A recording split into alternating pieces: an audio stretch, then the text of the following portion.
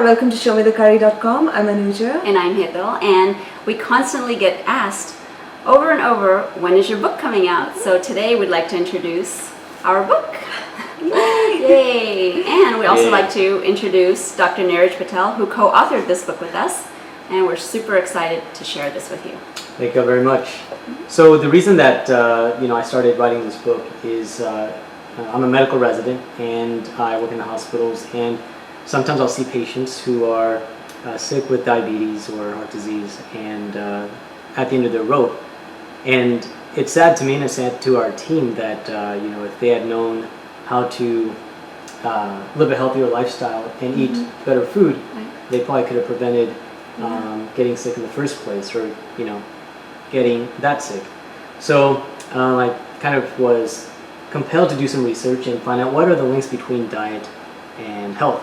And I found a lot of interesting discoveries, just real simple changes to what you eat every day. Substituting brown rice for white rice, maybe one night out of 3, makes a huge difference in terms of decreasing the risk of diabetes. So as I was writing this, I realized, well, I have a lot of cool information on here, a lot of useful information, but nothing that's practical that people can easily use and make healthier food on their own. And that's when I was lucky to meet the both of y'all. And it was in collaboration with you two that this came about. Right. And we are very honored because it is a great book. It actually goes with all our philosophy. We do it all the time. We mention it all the time that eat healthy, stay healthy. Little changes like you mentioned take you a long way. And we have all the science behind all the things we say all the time. So to me, it seems like when we're older, or most people that we see who are older, they make these drastic changes to their diet. And that doesn't have to be. When you're younger, if you make these simple changes, simple and small changes, you will never have to make a drastic change, and chances are you'll be healthier. I think you're absolutely right. One of the interesting things that kept on cropping up when I was doing the research was the Mediterranean diet, and how healthy the Mediterranean diet is for your heart, for your brain. And a lot of studies have shown that is in fact true, and they've looked at what exactly about the Mediterranean diet is so healthy. And they say things like fish with a lot of omega-3 fatty acids. They say olive oil, which has a lot of monounsaturated fats, is also good for you. And a couple other components are like use of whole grains for making their breads and their pastas, and eating a lot of plant foods, even things like nuts. And as I was reading this, I realized, well, I love the Mediterranean diet. I know a lot of people that do, but to eat it every day, I just don't see most people doing that. And I started to ask myself, could the Mediterranean diet be the only diet that is good for you? And the more research I did, and the more reading I did, I realized it can't be. What it turns out is that most traditional diets that are based on plants and that are based on a variety of foods as they're found in nature or close to nature are actually pretty good for you. And that includes Indian food. So, there's 3 components that I kind of wanted to talk about that are very elemental to Indian food, especially traditional cuisines from India, that are very healthy for you, and I'll explain why. First is brown rice. And the thing with brown rice is that it's a whole grain. So whole grains are full of nutrition, fiber, and protein. And also what we see with white rice. And white rice is brown rice with everything taken out except for what's called endosperm. That's the starchy part. And the starch gives us a lot of energy, but nothing else. So brown rice actually itself can help you decrease your risk of getting diabetes. Have now implemented brown rice in our diet, and my kids enjoy it. That's awesome. Yes.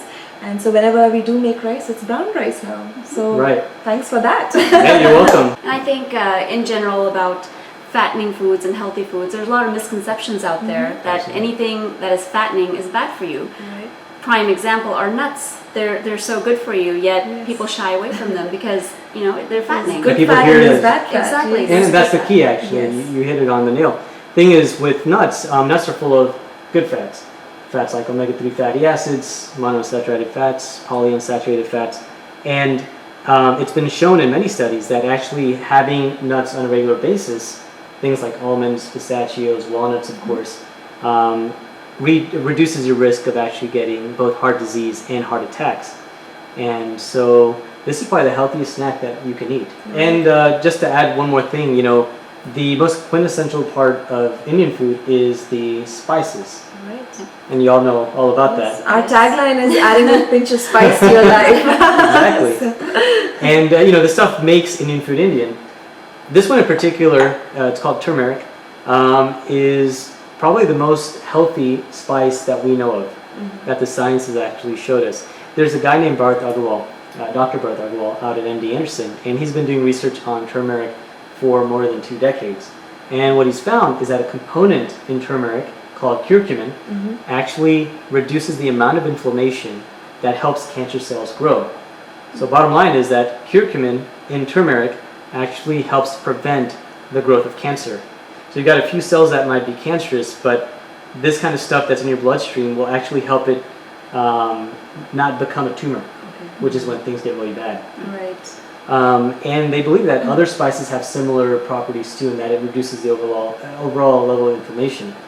So all this great information, you know, that Raj has given us, it's all there in the book, and a lot more details about, you know, pulses and lentils and a whole lot of other things. Maybe too much detail for some people, but you know, the thing is, you get the basic idea just by reading the book. But it's amazing, you know, because we keep promoting all these, you know, fruits and nuts and grains and everything, but we never ever stop to think why. Right. So this makes so much sense, because you're actually putting sense into your cooking instead of just cooking it, you know. Oh, this vegetable is on sale, let me just buy it. But why are you buying that? Why are you making it? Why do you want to feed your family that? I think that's really, really important. So in addition to all the science behind our healthy foods, we have 31 recipes in here as well, delicious recipes that'll kind of show you how to put all the science into a delicious meal for your family. And I've got to say, as a person that cooks sometimes, I was really impressed with the way that you guys were able to take healthy stuff, healthy ingredients,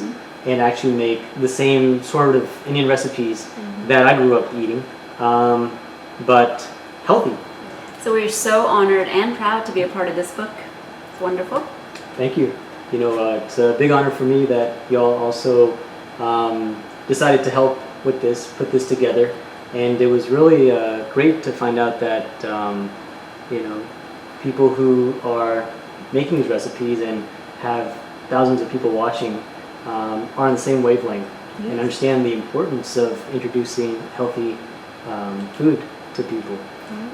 So we have all the stuff that we've covered today and a lot more inside in the book, with a whole lot of recipes to go with it. So we have a link on our website, on our YouTube video, so you can go click on it, buy it for yourself, read it, buy it for somebody you care, and, you know, gift it.